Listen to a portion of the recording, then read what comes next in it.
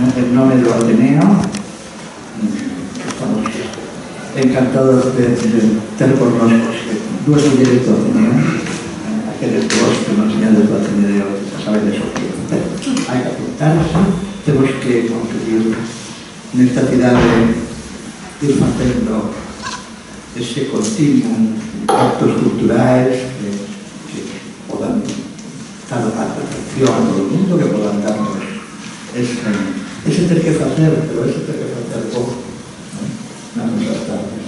E hoxe temos dúas mulleres maravillosas, a María José Ponteiro, todos os que María José, non as vamos a sentar, mas xornalista como ela tan coñecida en Vigo, que hoxe é un maravilloso cargo, como é o de traidora do povo, no cal estamos seguras de que nos está a cuidar a todos.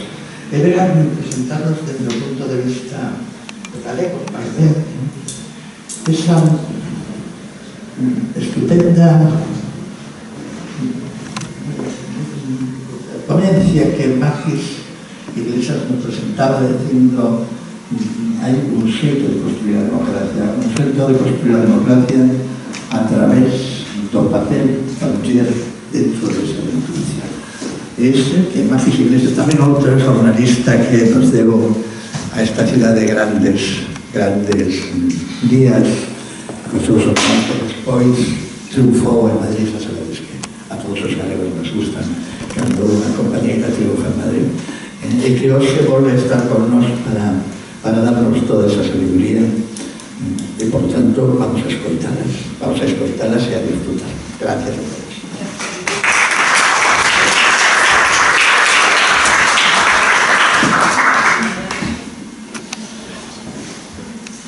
Hola, boas tardes. Grazas, Teruca. Benvida, Magis. Benvidas e benvidos a todas as persoas que os estades aquí. Magis é como todos coñecemos a Magis, e ademais é como ela é o seu nome de batalla tamén, ainda que creo que chamaste Ángeles. Bueno, algo tiña que ter de bon. Ela é un anxo, foi un anxo de un terreo no que as mulleres estivemos desde bastante cedo dentro do que cabe. Hai mulleres xornalistas na historia de Galicia interesantes desde principios do século, no século XIX, Mercedes Vieito en Cuba dirixindo El Eco de Galicia, por exemplo.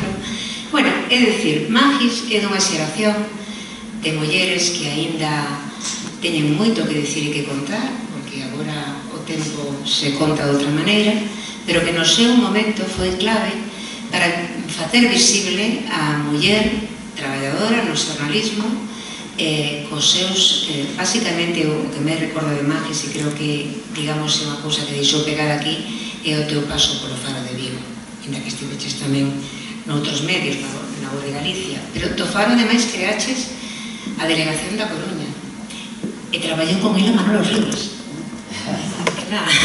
Ela é unha directora importante, unha muller con moito carácter. Claro, é un maior que Magis, entón lembro a Magis que parecía unha rapaza recén saída do cole, nas roldas de prensa, onde a maioría de compañeiros eran varóns, éramos moi poucas as mulleres, ¿no?, que íbamos a roldas de prensa. Marisa Real? Despois de ti? Eu non sei se fun antes ou despois, eu creo que fun antes pola radio, de feito ti non estabas. Eu te coñecín a ti xa estando en roldas de prensa nas que eu falaba como concelleira ou así. Non. Ai, que malo preparei. Estou falando todo de memoria. Pero o caso é que ti chamabas moita atención. Chamabas atención porque tiñas e tes un aspecto como que moi doce, non? Pero ti disparabas e escribías como con flechas, non? E as túas crónicas e os teus traballos eu creo que sentaron aquí un precedente importante, e de feito ti acabaxe sindo para Madrid despois de formar parte do primeiro equipo de redactores que puxo en marcha a Televisión de Galicia en 1985. A Televisión de Galicia agora para todos nos pinta moi pouco, pero hai que recordar que daquela ter unha compañía de radio e televisión propias con toda a cuestión da lingua e con poñer o foco en lugares onde habitualmente non saíamos na pantalla foi moi importante. E ela estivo como parte dese primeiro equipo de redactores que que puxo en marcha unha televisión que agora está pasando por unha reconversión que non vou cualificar, porque se trata de que eu non debo falar de política, xa sabedes, pero vos saberedes que pensades. Ela foi reporteira, xefa de sección, tamén coordinaches, non? A información electoral. Bueno, digamos que a túa expansión tradúcese en Colpisa, non? Sí, bueno, marchas a Madrid, sí, bueno, te vinculan a Bochel, empiezas a traballar e te ocupas nada menos que de formación parlamentaria e tamén te especializaches, non? Un pouco no traballo que facía o Partido Popular e os seus líderes, e tes un libro incluso publicada sobre este tema que se chama La sucesión, no que relatas o desenvolvemento dos acontecementos que levaron a Aznar a designar a Mariano Rajoy como sucesor, ese gran enigma que non sei se chegaches realmente a poder desentrañar.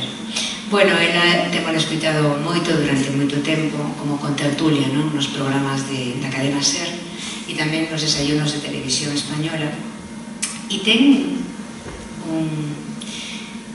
hai un punto na súa trayectoria verdadeiramente salientable, porque foi a primeira muller que accedeu á presidencia da Federación de Asociacións de Xornalistas de España. Estiveches 2 anos prácticamente, non? E isto das primeiras veces que eu teño escuitado tantas veces sobre min e que como unha carga pesada, pero moi honorable, neste caso é importante, porque a masa de mulleres xornalistas que se incorporaron, verdad, despois ademais de que a carreira pois permitiu un acceso formal e en condicións, foi enorme, pero mulleres dirixindo medios ou en postos de representación e de grande visibilidade moi pouco. Tamén foi profesora nas universidades Carlos III, na Complutense e na Autónoma de Madrid, e actualmente sigue facendo opinión como columnista en diario.es. Ela hoxe está convocada para falarnos de como a igualdade foi clave para a construcción e eu diría tamén que para a consolidación da democracia nun país que viña dunha situación tan horrible e que durante moito tempo seguía vivindo nunha situación moi inestable. Por máis que houvese unha constitución, o cambio non se fai solo desa maneira, e houve mulleres que naquel momento fixeron un papel importantísimo para consolidar a democracia sin deixar de ter en conta, máis ben tendo moi en conta a importancia de que as mulleres protagonizasen e estivesen nese proceso. Magis, eu, despois desta presentación, creo que ti debes de facer, si queres, xa a túa intervención, e despois, como vai haber un coloquio, o mellor eu te pregunto máis cousas, supoñendo que poda, porque creo que non me van deixar. Pero teño unha recua de cousas que me encantaría propoñerte, pero seguro que ti as vas a abordar. Moi benvida, e gracias ao Ateneo Atlántico, porque está traballando a prol do feminismo, non, está con compromiso feminista absoluto, e porque consigue mobilizar a sociedade viguesa para escoitar e participar de temas que de outra maneira nos pasan moi tan esencialmente. Este é moi importante. Grazas, compañeras e compañeros do Ateneo.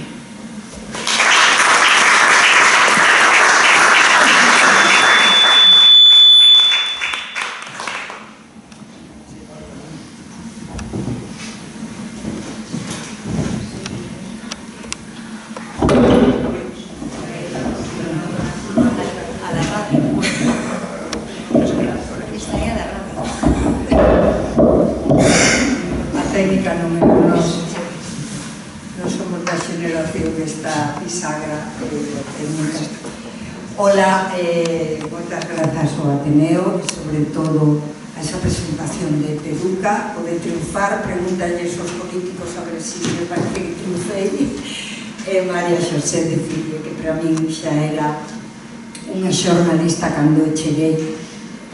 Tiña rematada a carreira, vamos, tiña 22 anos, e non subí máis.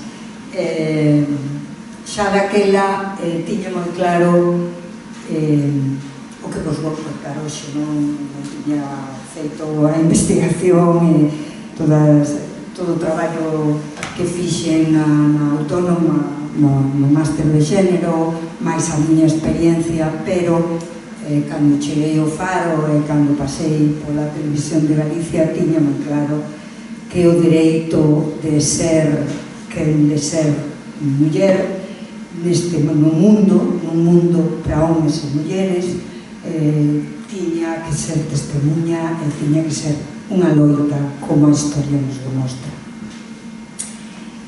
Realmente, María Xosé, Tebuca e máis eu, estamos aquí porque antes estiveron outras no Obradoiro, outras na escola, outras na rúa, outras na loita, outras na política, e porque estamos nós xa haberá máis.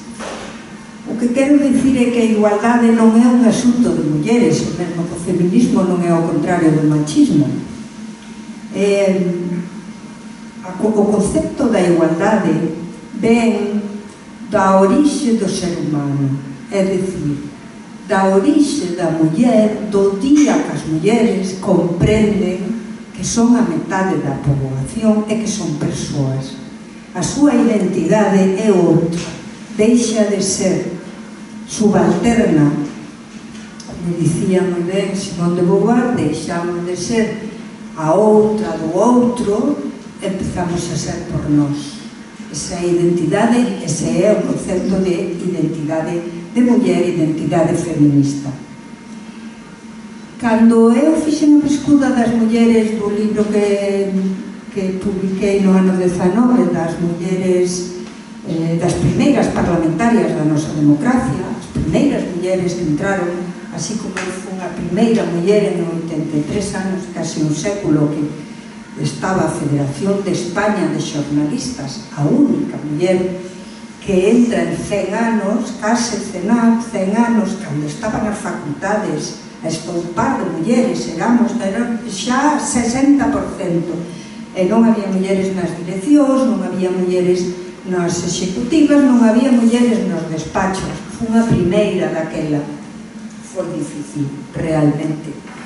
Pero estou feliz de ter esa experiencia e podervos contar hoxe que cando as primeiras mulleres da política, que foron as que eu entrevistei para o libro de Fuimos Nosotras, as primeiras parlamentarias da democracia, publicado no ano 19, coñecí un mundo que eu pensaba que tiña moita experiencia, porque levaba 25 anos no Parlamento Español e antes estivera no Parlamento de Santiago, cando estaba na Televisión de Galicia, facendo tamén información de Galicia.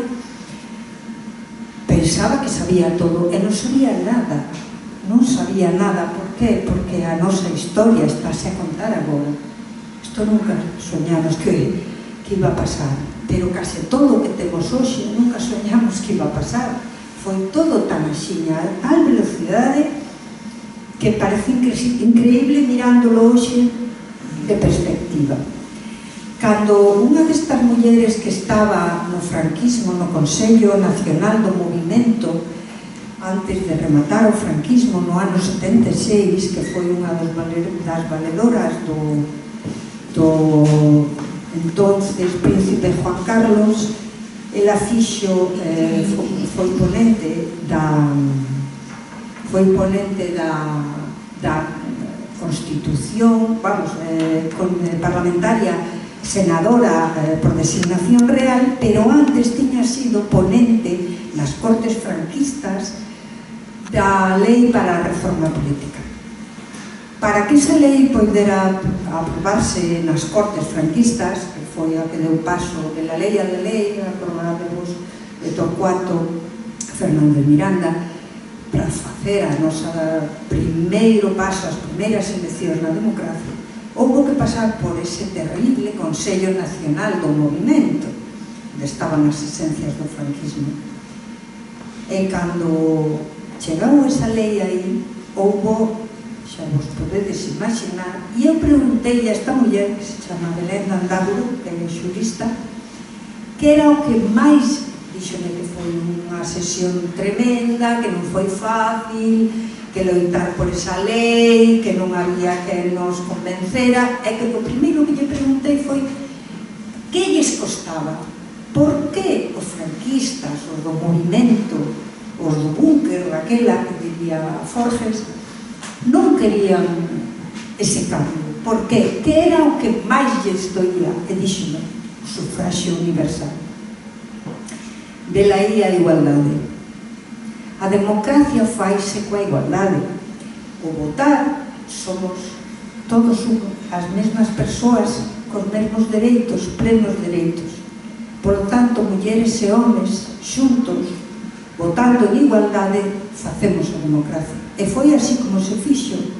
A primeira vez que se fala da muller como persoa é na Ilustración, no século XVIII, porque antes, bueno, pues éramos como obxetos, bueno, esclavas, éramos propiedades ou propiedades do marido, do pai, sempre subalternas.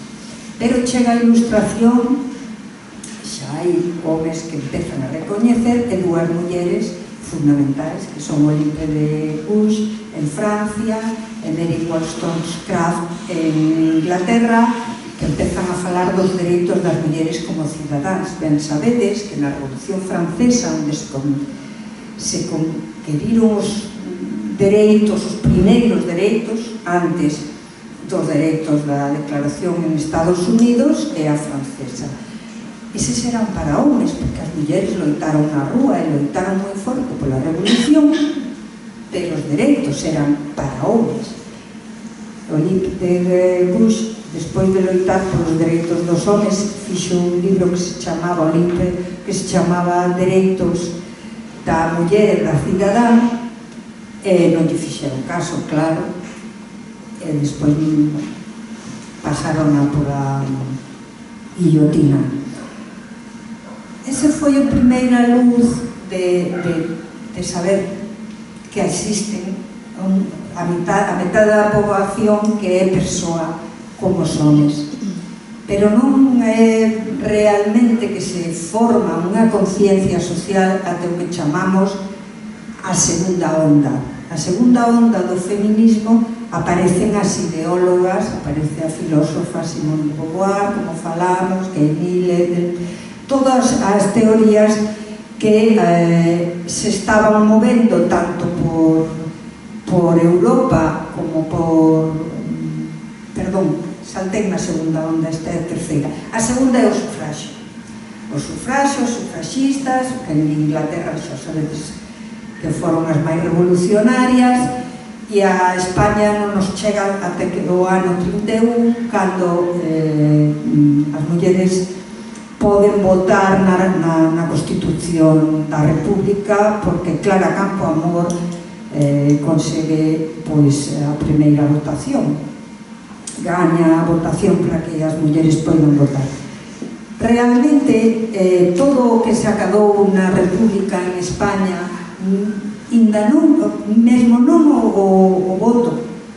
O voto nunca se discutiu o voto das mulleres, porque o que discute a dictadura é o voto da poboación en xeral.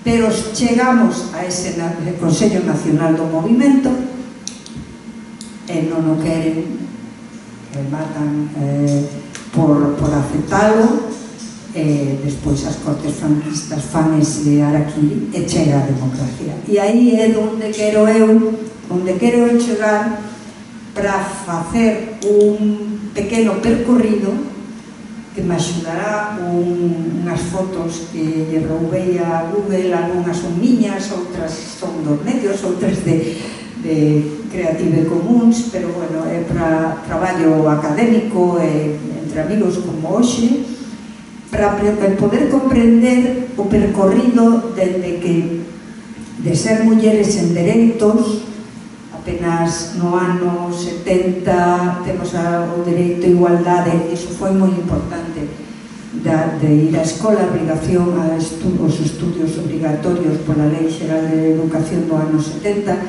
pero ainda no 72 sale no New York Times que Belén Landaburu consegue nas cortes franquistas a adecuación da maioría de idade das mulleres a dos homens, porque as mulleres non eran maiores de idade hasta cumplir 25 anos. Despois hai unha reforma do Código Civil no ano 75, que ainda se lle dá dereitos ás mulleres, polo menos para que os homes non manexen o seu capital sen que elas souberan, mirade como estábamos, porque a muller durante o franquismo está adicada á casa, á familia e aos cuidados.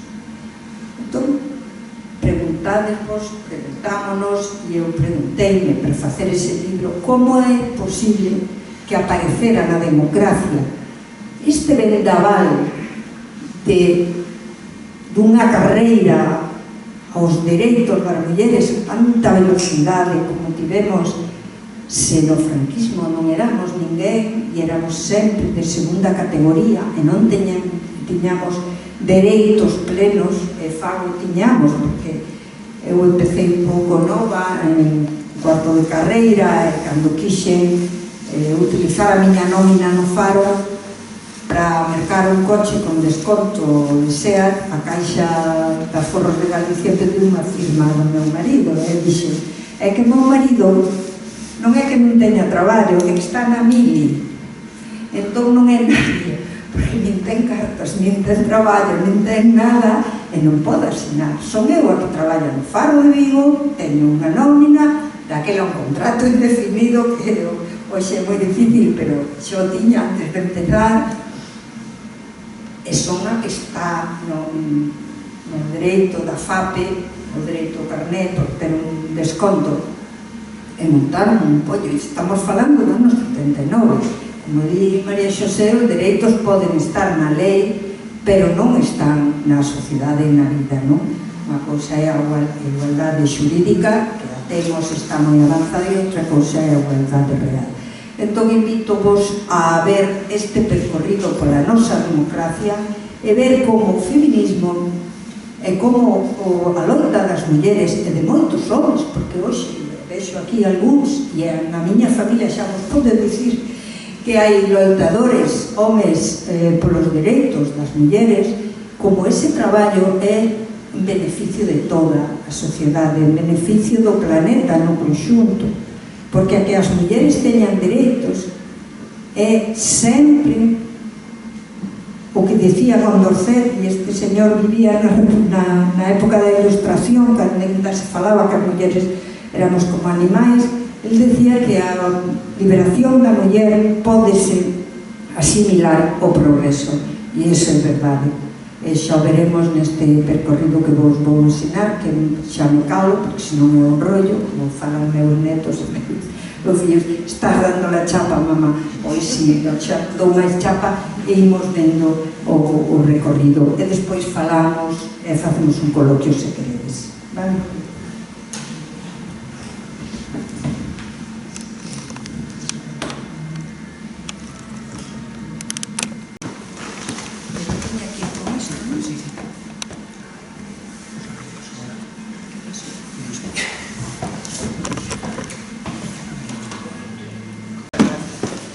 Bueno, xa vedes que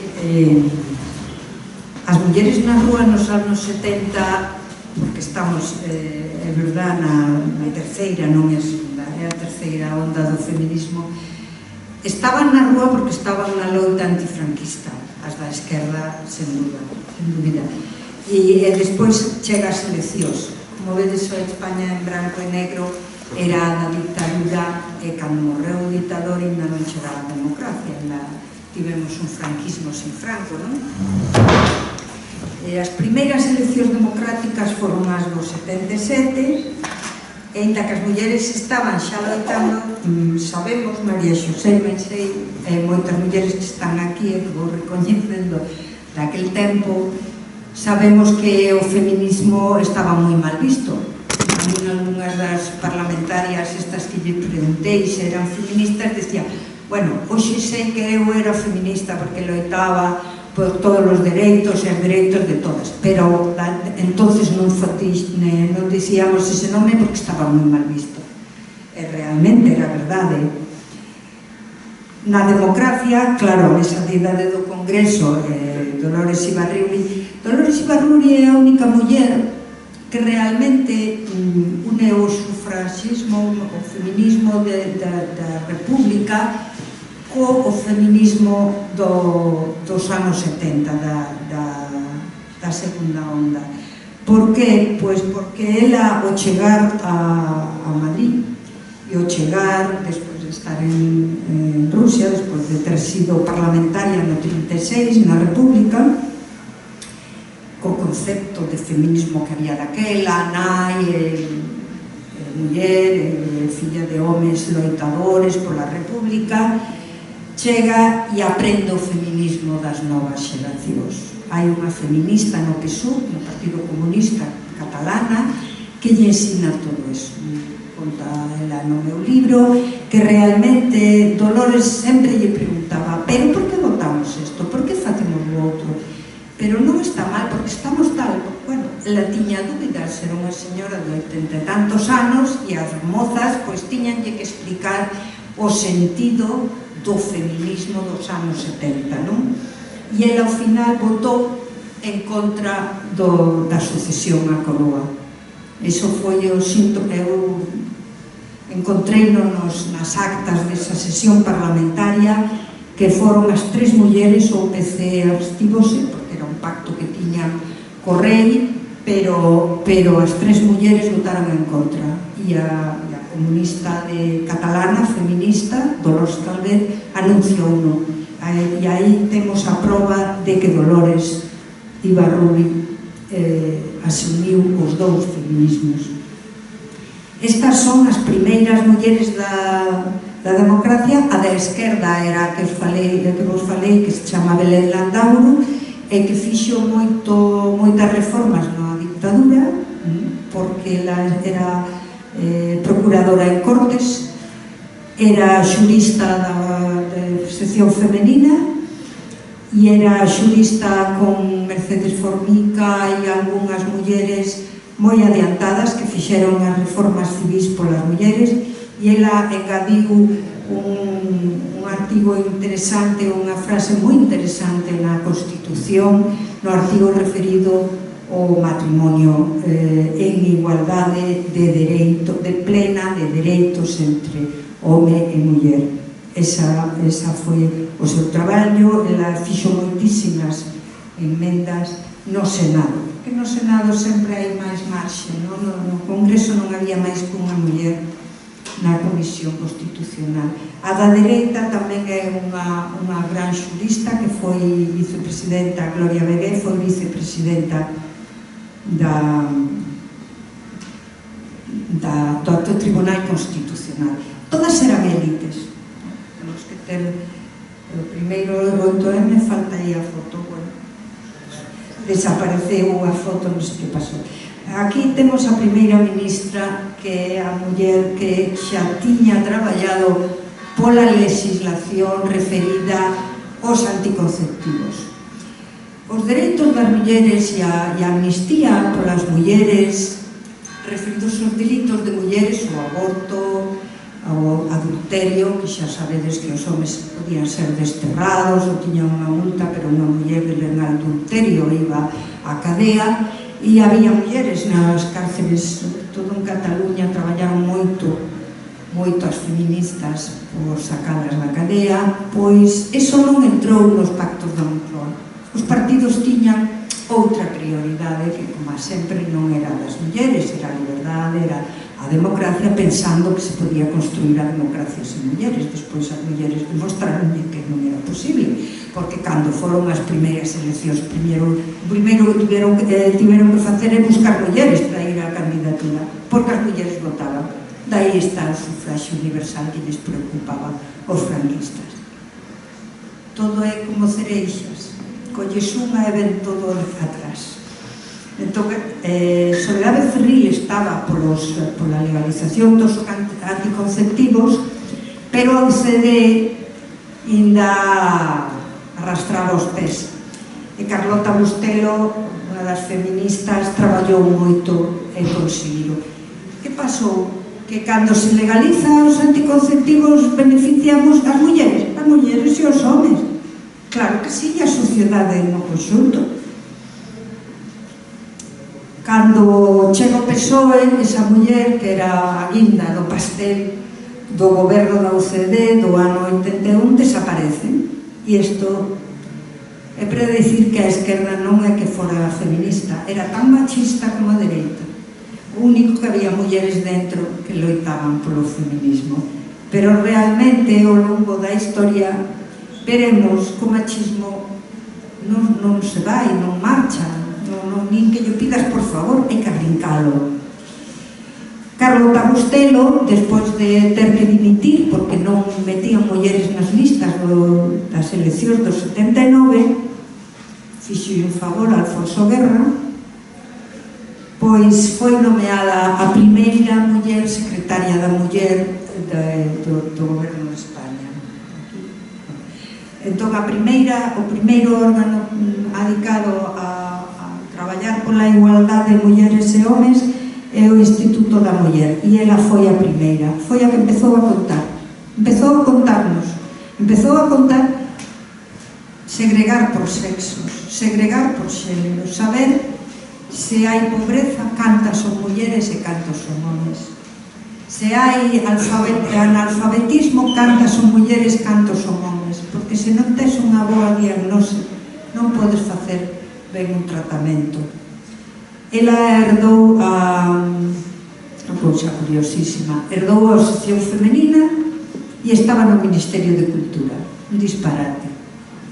Pois traballou con eses biblios para facer un bo cesto. No ano 88, ela pedía 15% de mulleres nas listas. Por suposto, o Alfonso Guerra non lle fixo caso e ela dimitiu.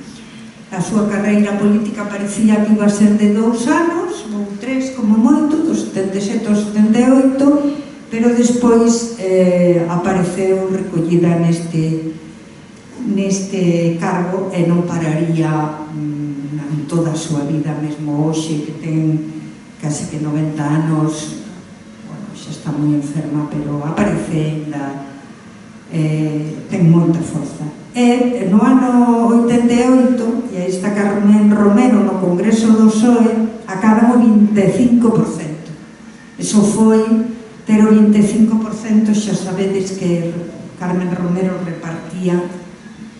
repartía rosas, pero Carlota non acabou nin o 15%, pero porque Carlota loitou por o 15%, no tempo do 88, acabaron o 25%. Por suposto, o resto de partidos non facían nada disso.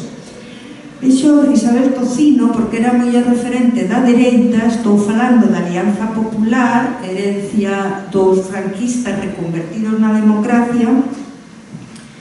Cando Fraga cambia o partido, porque non foi Aznar, isto sabedes porque a propaganda fala que foi Aznar, pero foi o mesmo Fraga, con Marcelino Oreja, que se deu conta que non iba a ter nunca posibilidades de gobernar se seguía coa oferta electoral na dereita. Entón, sí que se plantexou quedarse coa UCD. Iso era imposible, pero o primeiro que fixo foi modular a ideoloxía da Alianza Popular e convertilo en Partido Popular. E el quería que Isabel Tocino fora a lideresa, pero Isabel Tocino perdeu e gañou José María Aznar. Neste tempo, no ano 91, estamos falando xa de unha muller, esta muller é Nines Maestro, que era diputada do Partido Comunista en tempos de Anguita, xa levaba o seu bebé ao Parlamento. Isto é un paso fundamental. Por que? Xa veremos no percorrido que máis que ideas e tamén o dereito ao voto, tanto os dereitos consagrados na Constitución, como non haberá, sabedes, o artigo 14, non pode haber discriminación por razón de sexo, o artigo 9 que fala de que as institucións, os poderes públicos farán todo o posible e removerán todos os obstáculos para garantir a igualdade. A pesar de todo eso, a sociedade iba pola súa conta e as leis ainda non chegaban onde tiñan que chegar, pero a sociedade iba pola súa conta e as mulleres traballaban no Parlamento Parlamento estaban no espazo público, parían e criaban. Polo tanto, é unha realidade que chega no ano 91 o Parlamento. Sen embargo, como falamos, o machismo está aí. No ano 89 xa tiña que estar, había xa feminismo institucional, pero aparece este cartel. Que é o importante deste cartel? Que foi retirado. Por que? Porque a sociedade vai tendo conciencia. Vai tendo conciencia do que non é aceptable. Chega o Partido Popular e dáse conta o mismo que lle pasou á dereita e ao CD nas eleccións do 77. As mulleres non lle votan. As mulleres votaron ao CD, votaron a Adolfo Suárez e votaron o PSOE, votaban a Felipe, pero o PP non o votaban. Entón, no ano 93, Aznar encarga a Miguel Ángel Rodríguez que leve as mulleres do Partido Popular á televisión. E aparecen no programa de Hermida. Entre elas, Celia Villalobos, que realmente foi moi atrevida, porque mirade os chistes que se fan, como se fan de todas as mulleres. Hoxe están doentes as influencers, porque, claro, nas redes sociais eso é durísimo, e mesmo as políticas, porque nas redes sociais non hai filtros, pero sempre foi así, o sea, a tónica é a mesma, a despolitización da política. Todas esas mulleres que están aí, que pasaron polo programa de Hermida, Ana Botella, polo programa de Telecinco, dos telediarios, conseguiron nas eleccións municipais do 93 ser alcaldesas ou concelleiras. Todas estas apareceron de vez no ano 93. Por qué? Porque había que buscar o voto da muller. A imaxe do éxito do Partido Popular é a clásica parella da dereita, non? A clásica parella como os americanos. Ou no goberno aparecen esas mulleres que parece moita igualdade, pero bueno, realmente non eran máis que 4, pero daquela era moitísimo. Acordades vos do goberno de Felipe, non? Do primeiro, pois 4 mulleres xa eran. Bueno, pois Esperanza Aguirre foi tamén despolitizada, criticada, e meteronlle todo tipo de acusacións de tonta, de ignorante, etcétera, etcétera. As primeiros grandes cargos de mulleres tiverono as presidentas do Congreso e do Senado, co Partido Popular no ano 2000. Luisa Fernanda Rudi e Esperanza Aguirre están as dúas na apertura da sesión constituinte por Reis no ano 2000 no Congreso. Pensade que Luisa Fernanda Rudi é a terceira autoridade do Estado despois do Rei e do presidente do Goberno, porque a presidenta do Congreso é a presidenta do Parlamento. Chega o PSOE e cando volve o PSOE no ano 2004 disparase o traballo feminista. Por qué? Porque tiveran xa o Beijing, pero a cumbre máis importante da historia do feminismo, onde se establece a perspectiva de xénero, cando se establece o concepto de xénero e a loita contra a violencia de xénero. Entón, esta muller que está na dereita de Zapatero é a que lle dá o máxima profundidade e amplitude dos dereitos das mulleres, convertindo a igualdade en un concepto transversal. Aquí fais un salto fundamental, primeiro polo cargo, ela preside consellos de ministros, non houbo presidentas, pero houbo presidentas de consellos de ministros, e ela foi a primeira.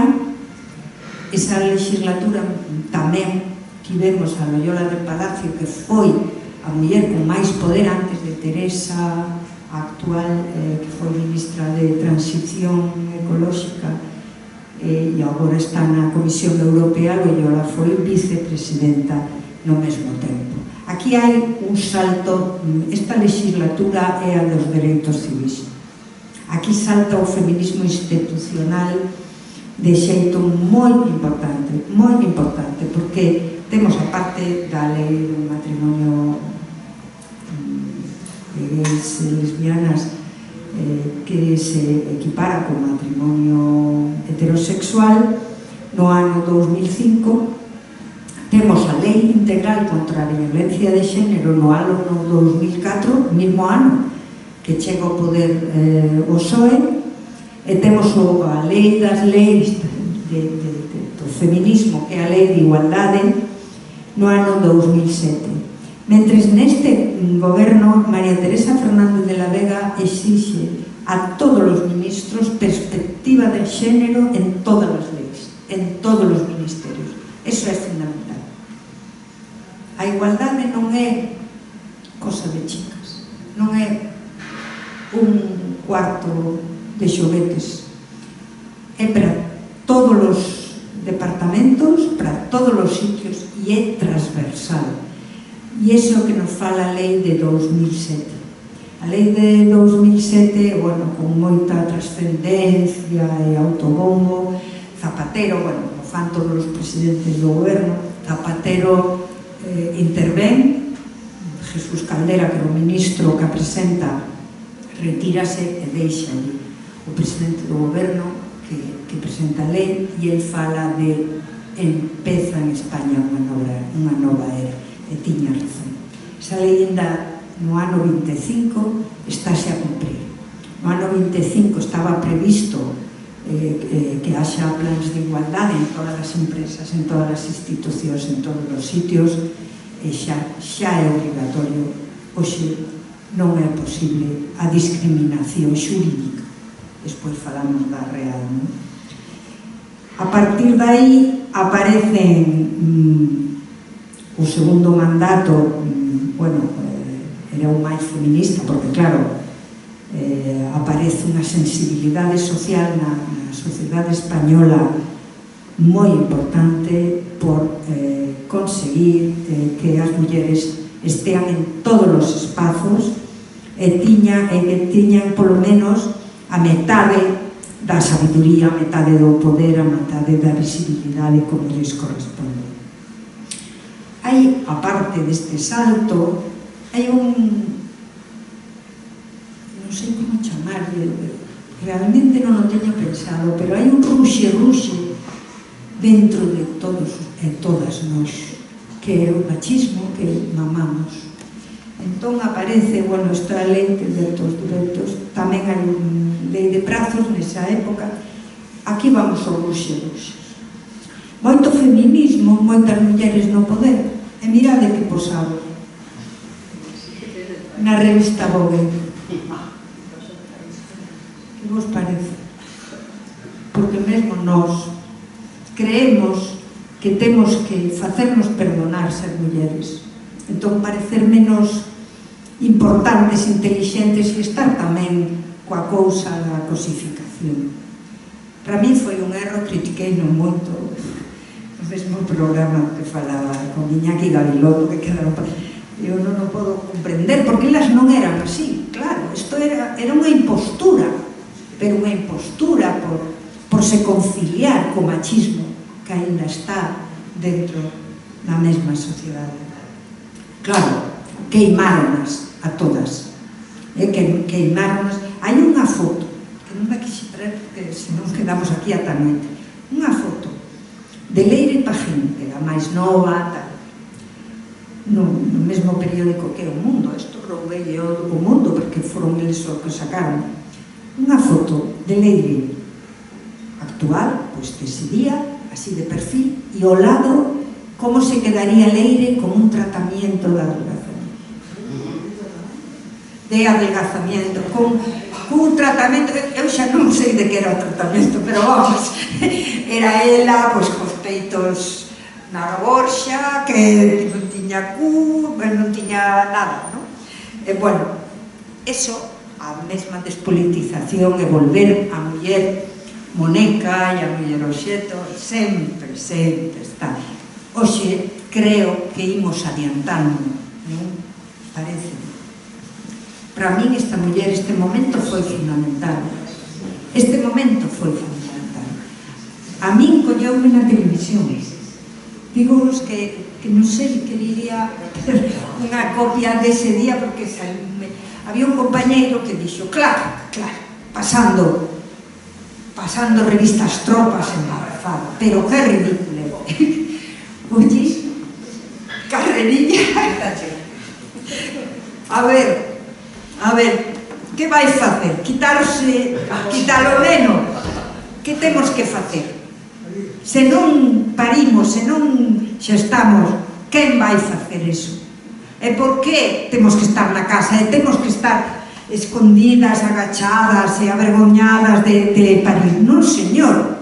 Isto é unha sociedade en igualdade. Tanto ten, si tes peito, si non os tes. Porque cantos homes con barriga pasan por aí e non pasa nada, e non levan un neno no seo, non?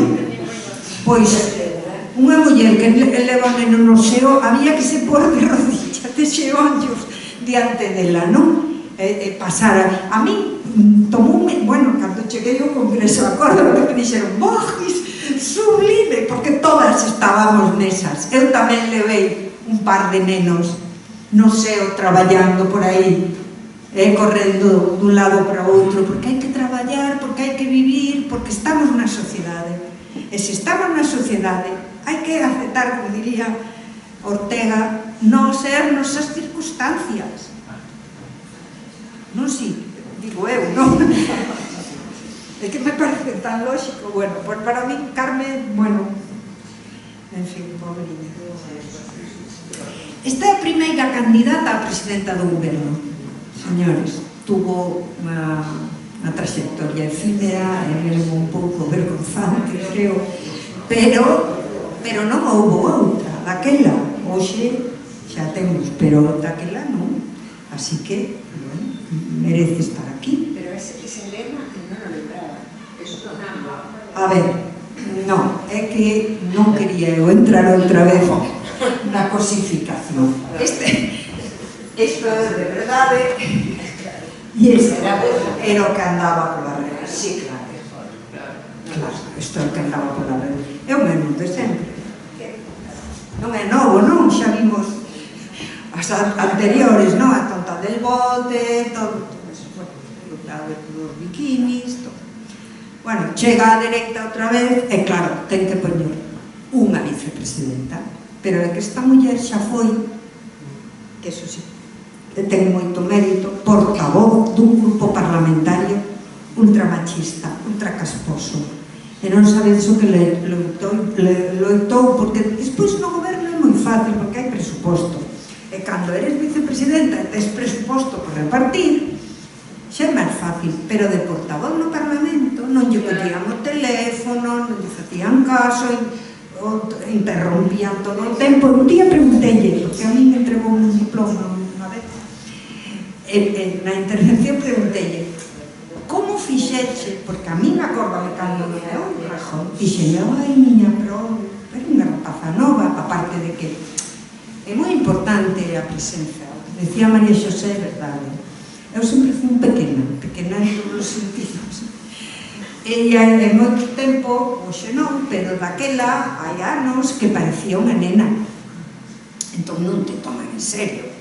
E eu sempre dicía, se eu tuvera unha barreja daqui a Roma e estuera calva, que hai moitos compañeiros meus, xa me faríais caso, non? Pois teño que, bueno, pois dar un puñetazo na mesa.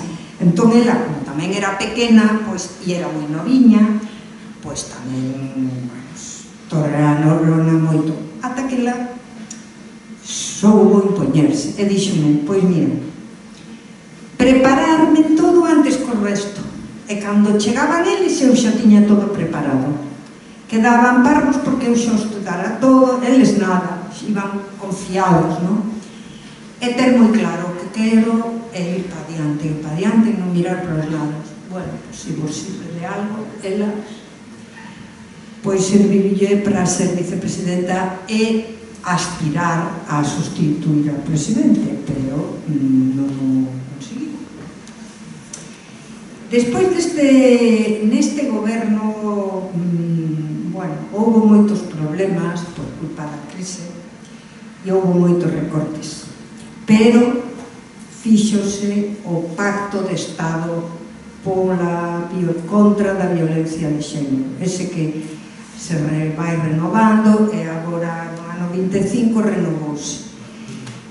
Esa é a asignatura desta sociedade, mesmo que adiantemos mentres morra unha muller e outras sofran malos tratos, non estamos contentas nunca. Bueno, pois pasou o mismo cas do PSOE, moi poderosa na sala do Consello de Ministros, e despois fixose esa foto igual, pensando que así va a contentar a moita xente. Despois sí que fixo a normalización, é outro xeito de mandar, de estar no espazo público. A mí eso non me parece mal, pero o erro da cosificación estamos na mesma. O pacto da violencia de xénero, que significa o pacto da violencia de xénero? No ano 16 houve unha proposición non de lei no Parlamento para estudar como loitar contra a violencia de xénero. Houve 3 anos nunha comisión de estudo que levou as conclusións a unha proposición de lei, unha proposta de pacto de violencia de xénero, contra da violencia, un pacto de Estado. Que é un pacto? Un pacto entre todos os portavoces, aí están os que asinaron ese pacto no 17, voceiros do 17 que estaban estudando e que asinaron no 19. Ese pacto significa que toda a loita contra a violencia de xénero coincide en todas as institucións, concellos, autonomías, Parlamento Español, Goberno, e todas as administracións, todas as institucións, todos contra a violencia de xénero, mesmo a xustiza, todos os poderes do Estado. Esa é unha clave. Isto é o que temos o risco por mor de Vox de perder a voz. Porque as leis integrais, todas poden ser boas, poden ser malas, poden ser regulares, pero se non hai vontade de aplicalas, non hai nada que facer. Iso fíxose. Claro, nesa mesma legislatura, un señor que, non sei, para min que toleou, que era Ruiz Gallardón, quixo facer unha lei do aborto para reivindicar o seu pai, como a do ano 85.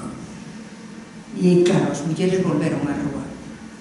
Levaban un 8M como máis aburrido, pero nesa empezaron en Asturias, as comadres, unha asociación, a Asociación do Club das 25, que me honro pertencer, en Madrid, apoyaron e fixeron unha marcha dende todas as autonomías e ao chegar a Madrid leron un manifesto. Ruiz Gallardón tuvo que dimitir e o seu proxecto quedou en nada. Claro, aparece, isto é interesante, o fin do bipartidismo, aparecen 2 alcaldesas que non son ni de partido, nin de nadie, nin de ninguén, non son delas, e fan unha política diferente. É outro xeito de facer política, porque sí que hai mulleres que adaptan o sistema masculino de poder, pero hai outro xeito de mandar, de estar na política e de estar no espazo público, e elas fixeron. Claro, moi difícil. Manuela fala, quedou parva de como funcionaban os partidos. Os partidos, mesmo coa lei de igualdade, que tienen que cumprir as cuotas para ter igualdade no Parlamento, non están democratizados. Bueno, aquí aparece outro caso de unha nai con fillo. Unha nai galega, unha nai de Podemos, e que leva ao neno. Claro, non é porque non teña con quen deixalo, xa sabedes que as farmacias dan bastante, Claro, non tiña ese problema. Pero ela fixo unha testemunha política, é unha acción política, como Carmen Chacón, que o fixo de xeito natural, como Nines Maestro, pois 2 décadas antes que o fixo de xeito natural, e ela fixo de forma política. Isto que quere dicir? Quere dicir que xa non hai un paso atrás, e quere dicir tamén que o adanismo é da xente nova, que pensa que antes que eles ninguén chegou, pero bueno, foi noticia, foi foto e quedoulle moi ben. Bueno, no ano 18 estoupa o feminismo coa xente nova. A xente pensa que aquí empeza a cuarta onda do feminismo. Estábamos falando case todo o tempo da terceira, desde os anos 70, 80, o 18. Din que empeza a cuarta onda. Desgraciadamente, ese éxito, morremos de éxito, porque esa manifestación, eu pensei aquí, estaba entrevistando unha das parlamentarias, e tocou ese día estar aquí, saí na rúa, e quedei parva. Primeiro porque non se podía andar, non podía pasar de Urzai da Gran Vía para baixo. E segundo porque había moita xente nova. Eu estaba feita xente do noso tempo, en Madrid, pois, as de sempre, pero impresionante, pero un xeito moi natural, non?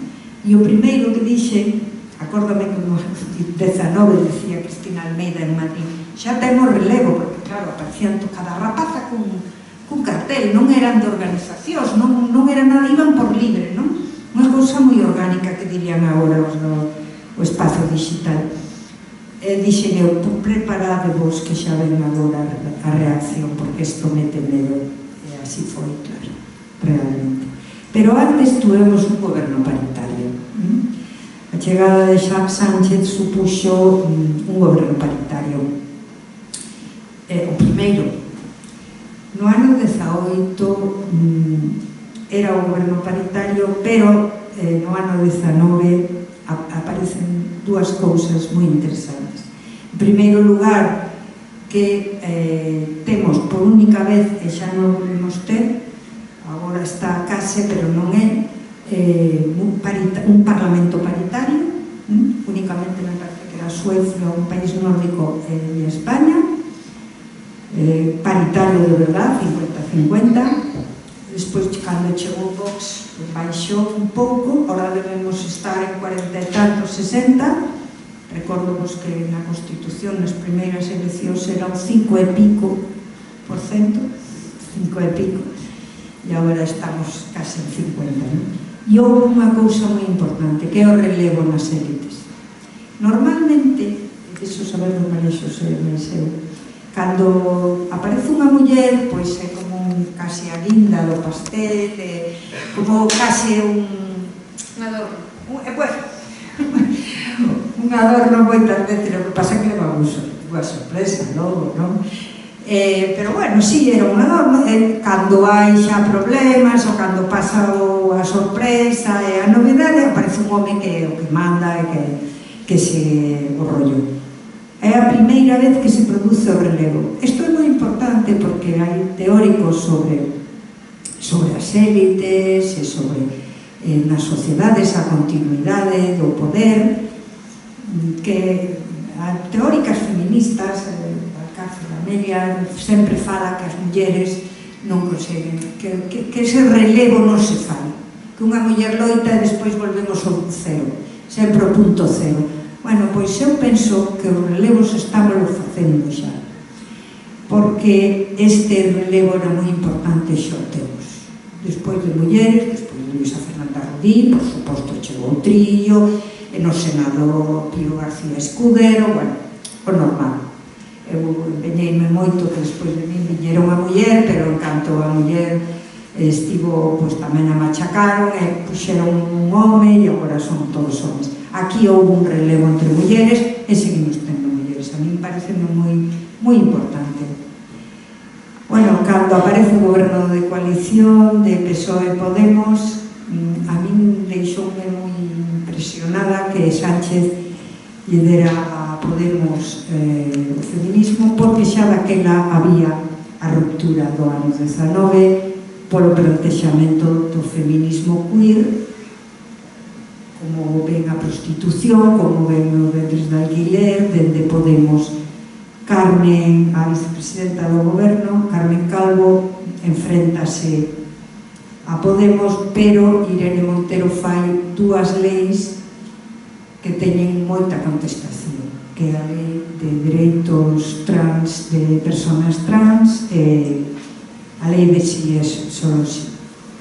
Hai outro feito que é un hito, non sei se vos acordades da manada, é moi importante o que aparece no ano 18.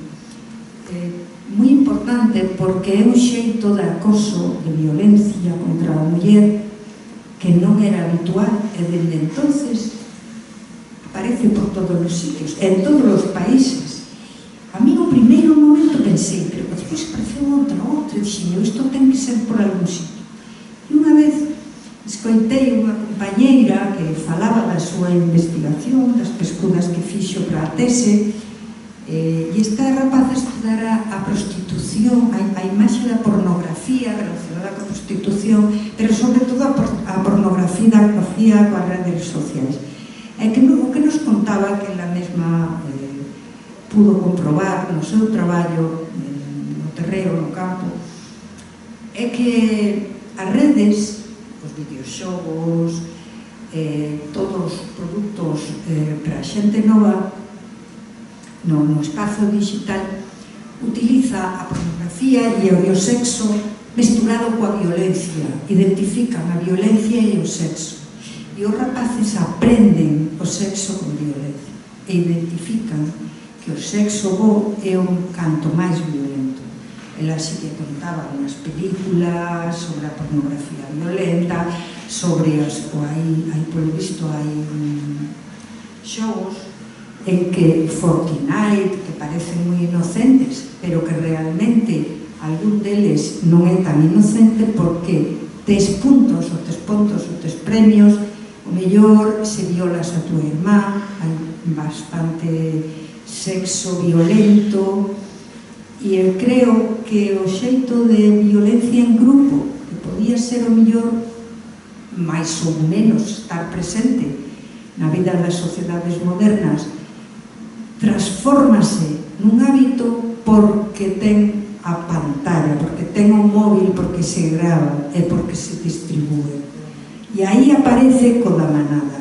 Claro, chega o tribunal o da manada, e acordadevos de aquel fiscal famoso, desgraciadamente famoso, que dixo que ela estaba pasando de maravilla, que tal. Bueno, puxémonos tan furiosas, moitas, supoño que estades aquí tamén, pero a min acórdame porque se me pasaron moitas cousas na miña vida. Salimos da casa, chamei as amigas e dixen, eu vou pro Ministerio de Justicia, sin falar con ninguén. Quedei con un e dixen, non podo chegar, non se podía baixar a gramía, non se podía entrar en Foncarral. Foi unha tolemia total, todas berrando, toda a xente furiosa, foi espontáneo, foi un éxito que non se deu. E isto o que quere dicir é que por moito que veña a dereita, que está asustada, e a ultradereita, non os conservadores, senón este populismo novo da ultradereita dicindo que as mulleres vamos a quedar coa merenda aos homes e presentar o feminismo como unha loita contra os homes. Non é verdade, porque a sociedade, porque as mulleres novas e as da bisagra que falo eu de entre este novo mundo digital e o mundo analóxico, sabemos o que queremos, estamos moi preparadas, como diría a portavoz. Entón, isto non o vamos perder, e este xeito de ir á rúa, isto ainda nos queda moito por traballar. Claro, cambiou a sentencia, realmente fixose a perspectiva de xénero, que é porque se traballa desde os anos 2004, Despois houve PSOE Sumar, que se renova o pacto e hai máis leis, e xa chegamos e xa vos deixo a asignatura que temos, que hai que seguir por elas, porque as que xa non están e por todas nós. E xa remato. Gracias.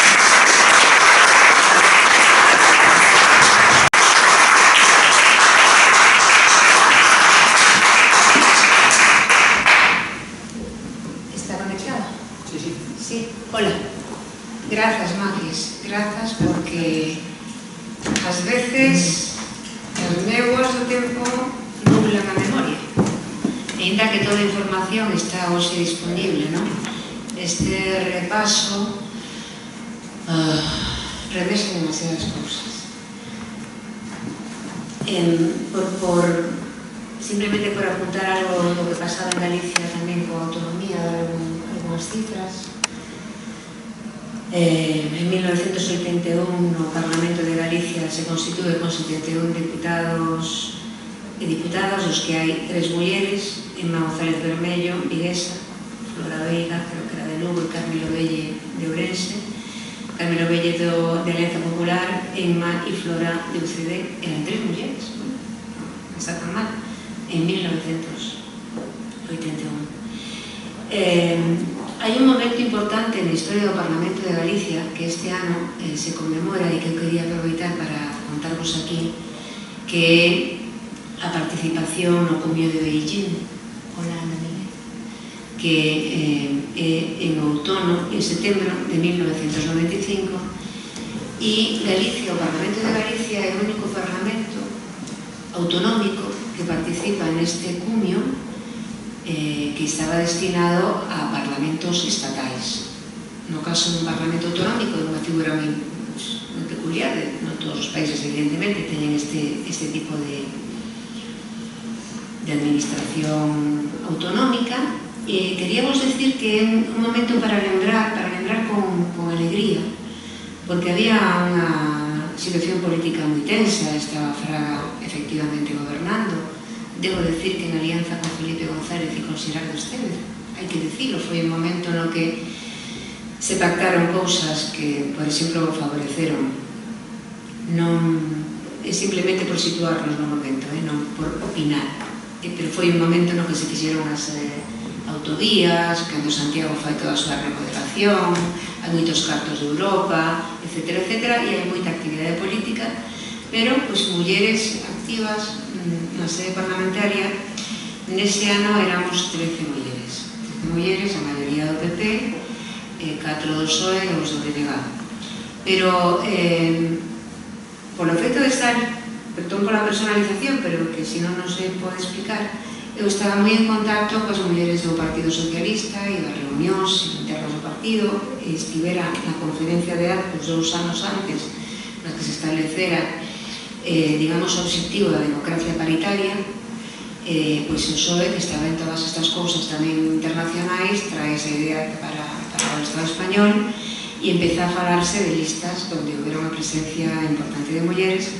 En ese momento, 3 anos despois, cando é o Cumio de Beijing, o que facía referencia a Magis, que é onde, digamos, se oficializa a política con perspectiva de xénero, pero está pensado, e de feito do Estado español vai unha gran delegación, o cumio oficial. E en Galicia nos tiñamos esa información e compartimos co resto das compañeras do PP, do BNG e do PSOE. E decidimos que queríamos ir.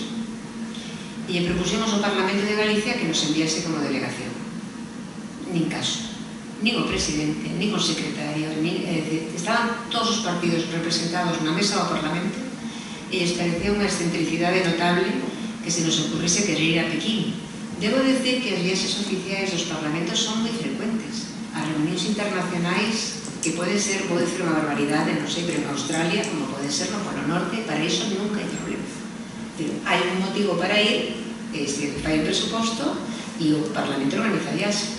Esta tolemia que nos deu, claro, tiña moita información do que se iba a debatir en Pequín, por esa posición de contacto, insisto, un partido que estaba traballando moito desde o goberno central cos outros partidos que parlamentos de outros lugares do mundo.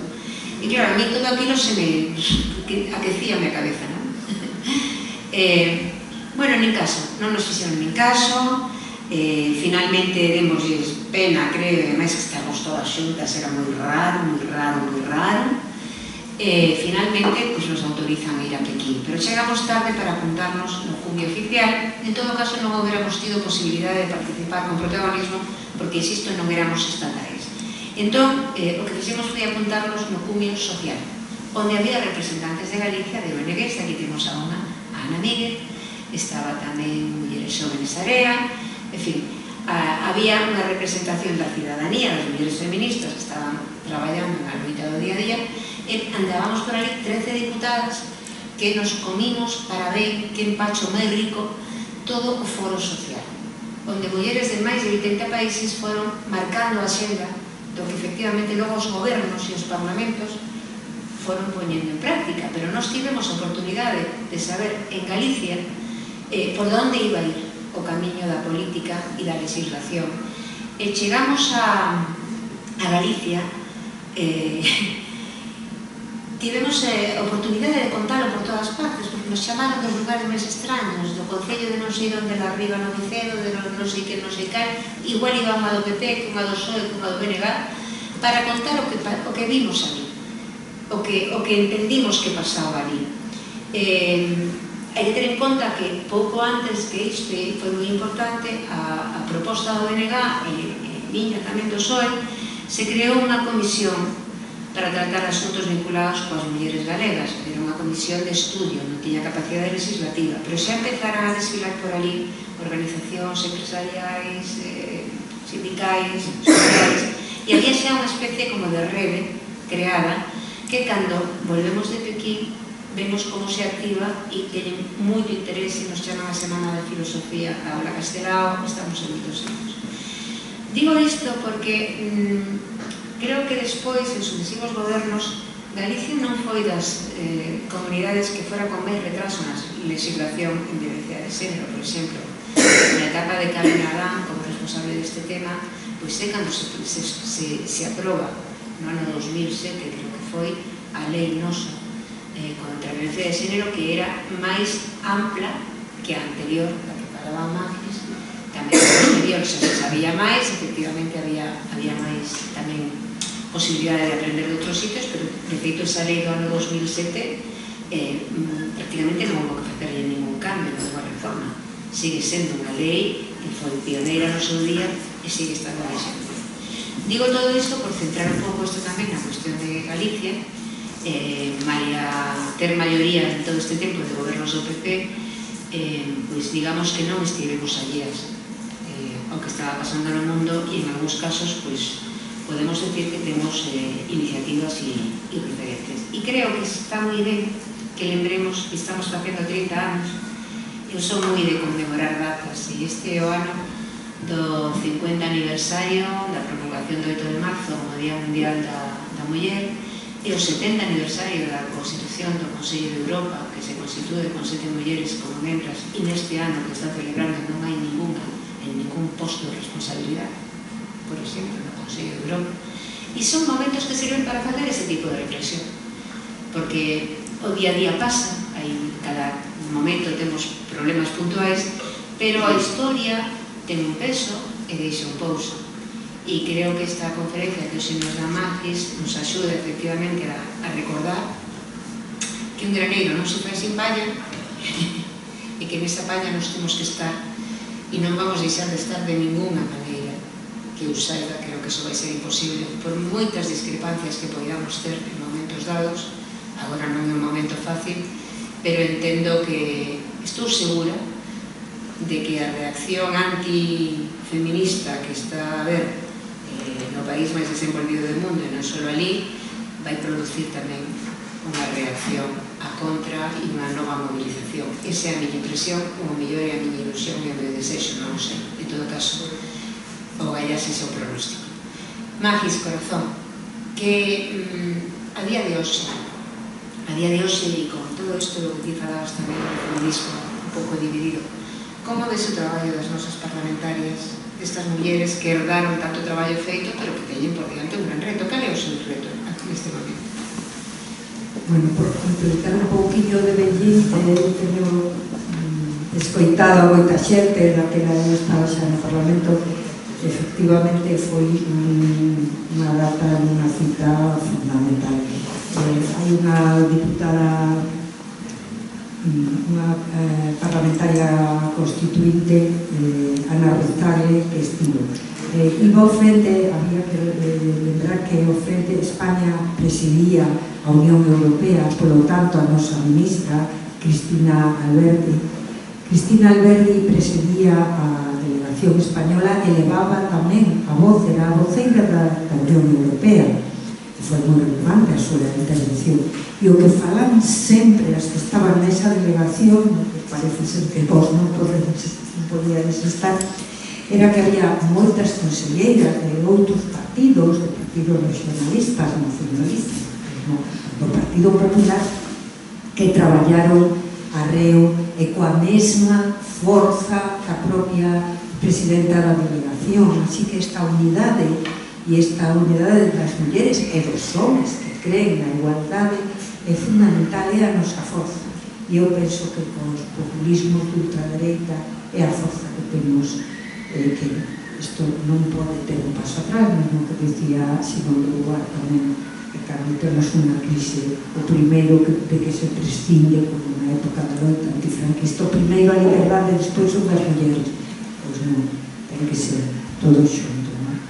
E sobre as parlamentarias, a ver, eu insisto, temos efectivamente esa lei foi moi chamativa, porque tanto mesmo desde a Constitución España está dando, eu non sei por que, supoño que hai algo na muller española que cando besa de verdade, non sei o que é, pero a min falábame xa nos albores da democracia, amigas francesas, por que a muller española vai tan rápido, vai increíble, vai que rápido, despois daquela España da dictadura, como lle vai as mulleres en España, é increíble, por que? E dicía, pois non sei, era a fame, pode ser a fame que tiñamos, pode ser, pero sí que somos referente. Eu estuve nun tempo no Ministerio de Exteriores, que iba a facer o traballo no Cervantes, despois non era moi, como se chama, adepta, pois non me deixaron, estuve traballando pola marca España na crise económica e unha das cousas que promocionábamos era a igualdade das mulleres. E iso hai datos, vamos, son argumentos obxectivos. E isto o que digo é que realmente nos queremos, a realidade non é tan doada como pensamos. Ainda hoxe, así hai mulleres que traballan moito, que mandan moito, que teñen influencia, pero a maioría das mulleres no Parlamento ainda teñen moito traballo de pinta e colorea, ainda están en comisións, bueno, o que explico un pouco, o poder teñen os portavoces. Cando hai unha muller portavoz, voceira do grupo, manda. Ela ten poder, ten presencia, ten influencia. Se non é así, moitas mulleres están en comisións pouco importantes e teñen traballos pouco importantes. Supoño que os grandes partidos, como teñen moito para repartir, teñen de todo. Teñen mulleres que mandan, teñen mulleres con influencia. Os partidos pequenos, bueno, pois, utiliza ben o das mulleres, porque claro, o seu discurso é moi difícil que entre. Se un dos problemas que ten a dereita, está moi distinto que non máis chapa. Así que supoño que teñen ese traballo por rematar. Gracias. Se dará tiempo a alguna pregunta, pero un comentario. Facer un comentario en relación a que se existimos. O Parlamento Galego efectivamente non pudo estar nesas comisións, pero Galicia sí aportou algo ás conclusións finais. Eu non neguei iso, Sí, sí. No, o que dice que nos podemos ir ao foro Sí, como parlamento. A eso me refiro. Vale. Que non, por o atraso do grupo. E aportou o seguinte: cando vimos que se falaba solo de acoso sexual, entonces sabes que podíamos participar no foro a efectos das conclusións finais, ainda que non participásemos en comisión. Plantexamos, pola parte de Alecrim, que se recollese nas conclusións finais o acoso sexual no ámbito laboral, e se recolle. Non me lembraba, gracias.